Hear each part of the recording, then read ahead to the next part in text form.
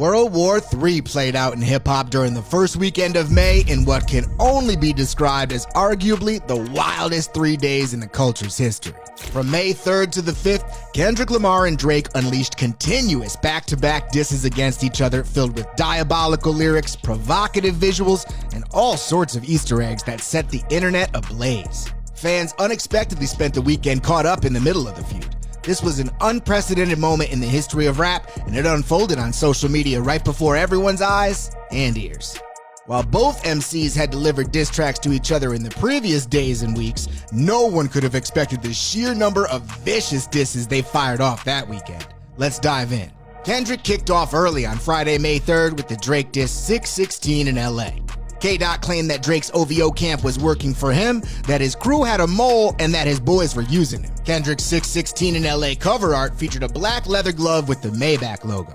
Fans spent hours speculating on the glove's purpose and dug up all sorts of meanings for the significance of 616 in the song's title, including it being Tupac Shakur's birthday, the date for Father's Day, connections to O.J. Simpson and his murder trial, different Bible verses, and more. 14 hours later, on that same day, Drake got ruthless with his record, Family Matters. He clowned Kenny for his rap style and his relationship with his fiancée, Whitney Alford, and suggested one of Kendrick's kids wasn't his.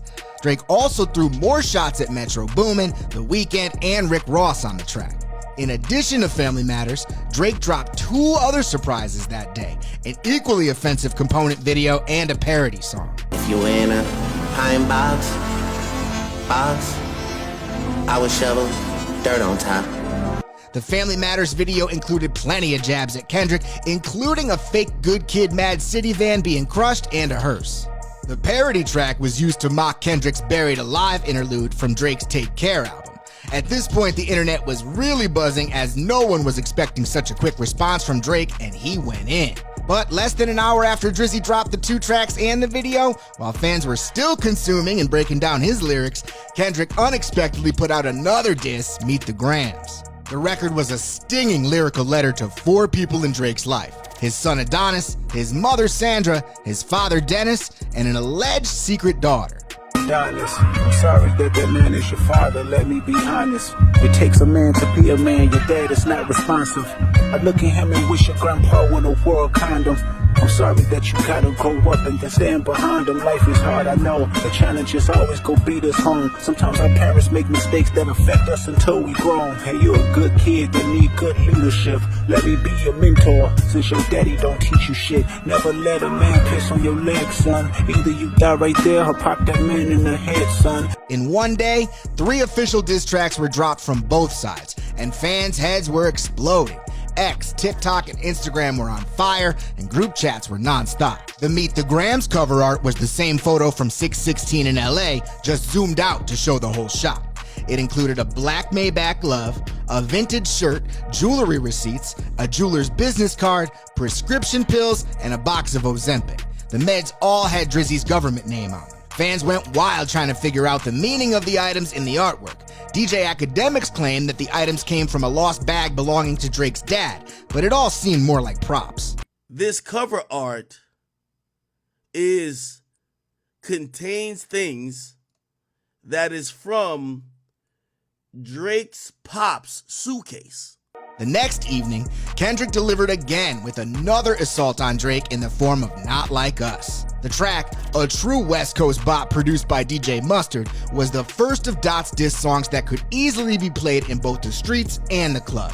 And that's exactly what happened with videos circling online that very night of people from coast to coast dancing to the song.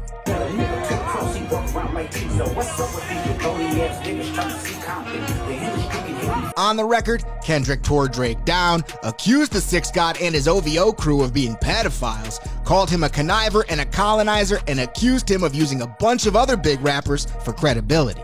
And Baka got a weird case, why is he around? Certified lover boys, certified pedophiles. Wop, wop, wop, wop, wop, that fuck 'em up. Wop, wop, wop, wop, wop, I'ma do my stuff. Why you trolling like a bitch, ain't you tired? Trying to strike a chord, and it's probably A minor. Baby, help you get your lingo up. What, 21, get your false street cred. Thug, make you feel like you a slime in your head. Ay, what? Quavo said you can be from Northside. But 2 Chainz say you good, but he lied. You run to Atlanta when you need a few dollars. No, you not a colleague, you a fucking colonizer. The Not Like Us cover art features a screenshot of the Google Maps location of Drake's Toronto mansion, which is dubbed the Embassy.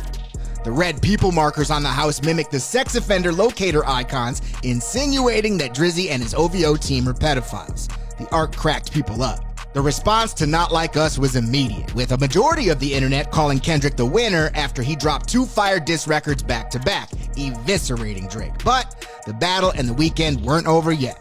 On Sunday night, May 5th, Drake fired back with The Heart Part 6.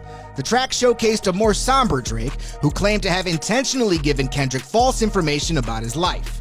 Kendrick used this info, which was obtained through an alleged mole, in his previous disses. You waited for this moment, overcome with the desperation. We plotted for a weekend and we fed you the information. A daughter that's 11 years old, I bet he takes it. We thought about giving a fake name or a destination, but you so thirsty, you not concerned with investigation. Instead, you in that Venice studio, it's a celebration. This made Drake the actual mole. The most significant alleged fact provided was that Drake had a secret 11-year-old daughter. Drake also insisted he wasn't a pedophile and alluded to Kendrick being sexually assaulted in the past. The cover art for Drake's The Heart Part 6 diss features an Instagram comment from Kendrick Lamar's business partner and longtime friend, Dave Free. The comment, which was a black heart and a heart hands emoji, was left under an Instagram photo posted by Kendrick's fiancée Whitney Alford in November 2023. The photo shows Whitney with her and Kendrick's 2 kids. On Family Matters, Drake claimed one of Kendrick Lamar's kids might actually belong to Dave Free. This connected the disses in different ways and sent fans down a rabbit hole looking for evidence online. Drake's apparent truce on The Heart Part 6 had many speculating if the beef was over. This led to a heightened sense of anticipation as thousands of fans eagerly awaited a response from Kendrick. The debate over whether Drake had truly surrendered and who was victorious only added to the suspense and kept people going. By Monday, a majority of hip-hop fans had determined that Kendrick was the winner. The beef had made national news, while other rappers, music industry folk, and ordinary hip-hop fans galore chatted, wrote, blogged, posted, and tweeted about the weekend. Even Elon Musk weighed in, which was bizarre. For the rest of the week, the conversations continued. No one had ever seen anything like it. 3 days of phenomenal diss tracks coming one after the other, along with unresolved rumors about both artists and the public takedown of a rap superstar.